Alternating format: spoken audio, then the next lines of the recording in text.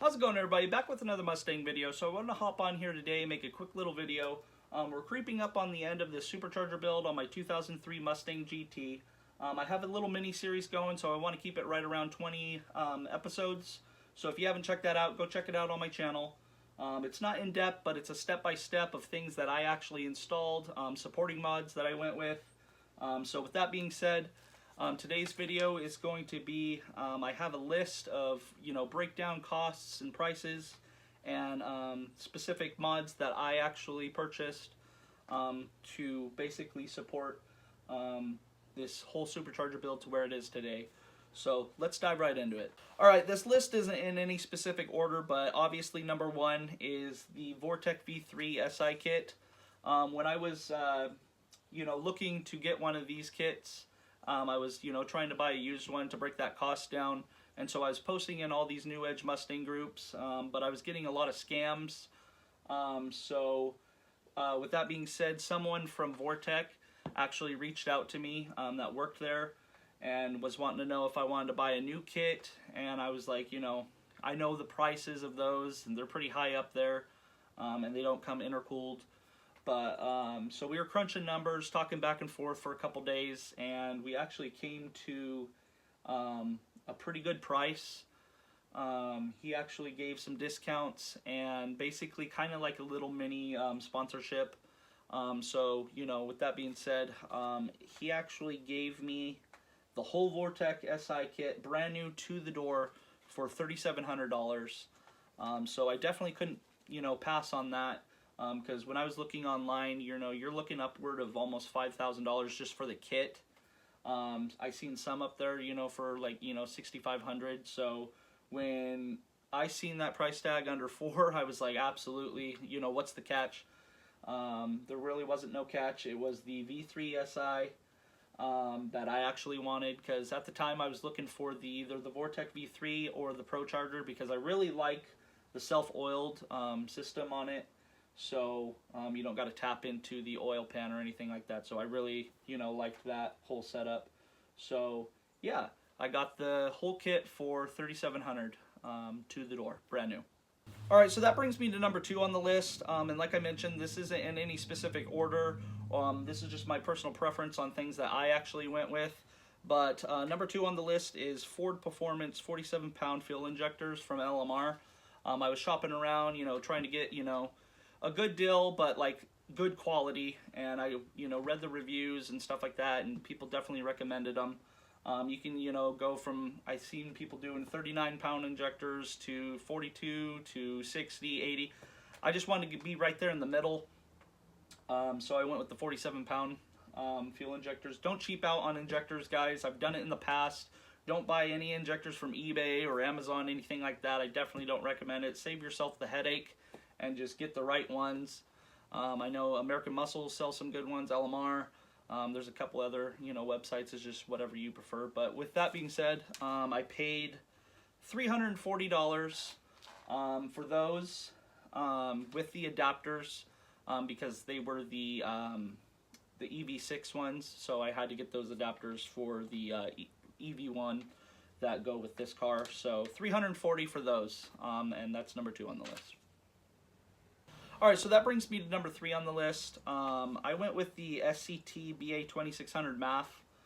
You can go with the BA3000 as well. They're the same price. I got mine off of American Muscle for a pretty good solid price. But I was going back and forth between my tuner for a couple weeks, and he finally gave me the green light on it. He shut down the 90mm Lightning 03 to 04 Cobra MAF, I believe. He just said that, he doesn't really have much experience, and he recommends, getting something a little better.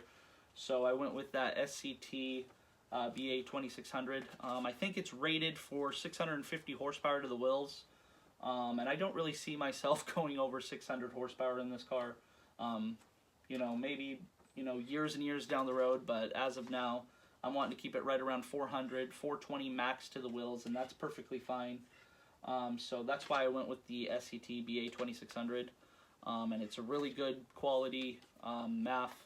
But anyways, I paid, from American Muscle, I paid $270 for that to my door, brand new. So yeah, that's the math I went with. Alright, so that brings me to number 4 on the list. I went with the DW340 LPH fuel pump. I was, shopping around. There wasn't a lot of options. I mean, there was a few, but I really wanted to get a good one, so I was actually doing some good research and, reviews. I came across a couple, and I almost cheaped out on it, but I'm so glad I didn't. There was a couple, little doozy ones, but like I said, I went with the DW, and I paid $170 for that one, and that was a fun install, not too crazy. But yeah, so I went with that. And number 5 on the list is the NGK TR6 spark plugs. They run a lot cooler.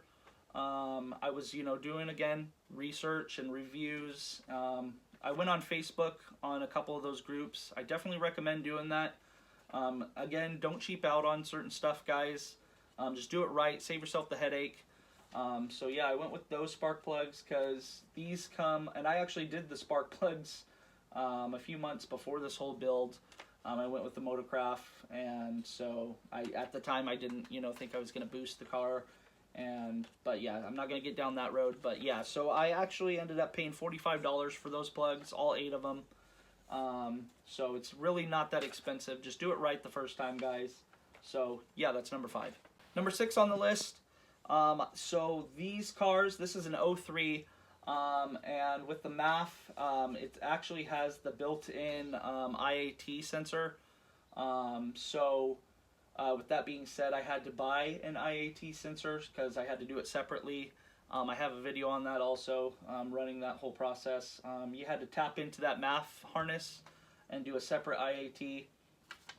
I think the 99 to 01 already have them because they have the 4-prong MAF sensor, so they already have the separate IAT sensor, but mine's an 03, so I had to do that separately, so I ended up having to pay $25 for the little wire harness and that IAT sensor separately, so paid $25 for that.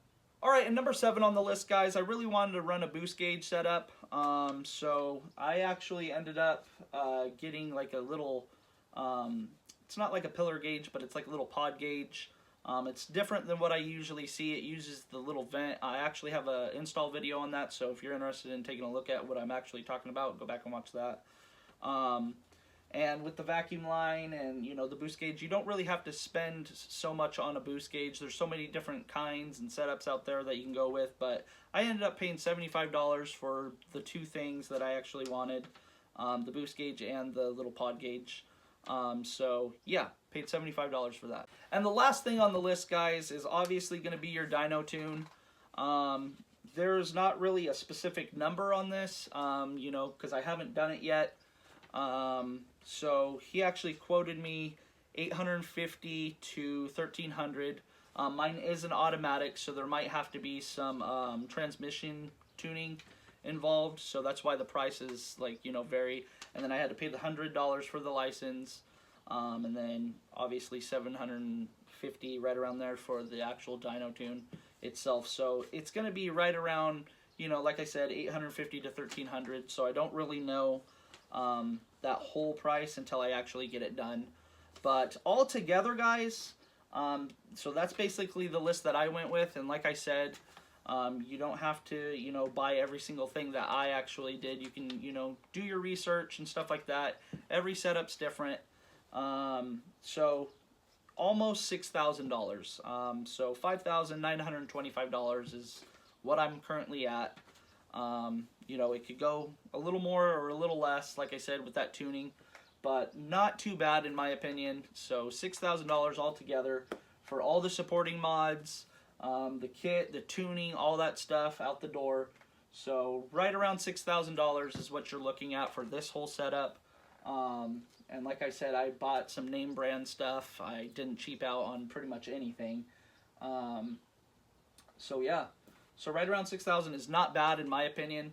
A lot of people, go with a turbo setup and stuff like that and save some, money. But in my opinion, more of a headache to install for almost the same exact numbers. So yeah, so this is the Vortec V3. And that was the price cost of and the breakdown that I actually went with. So if you're liking this video, like, comment, and subscribe. I would definitely appreciate it, guys. And thanks for watching this video.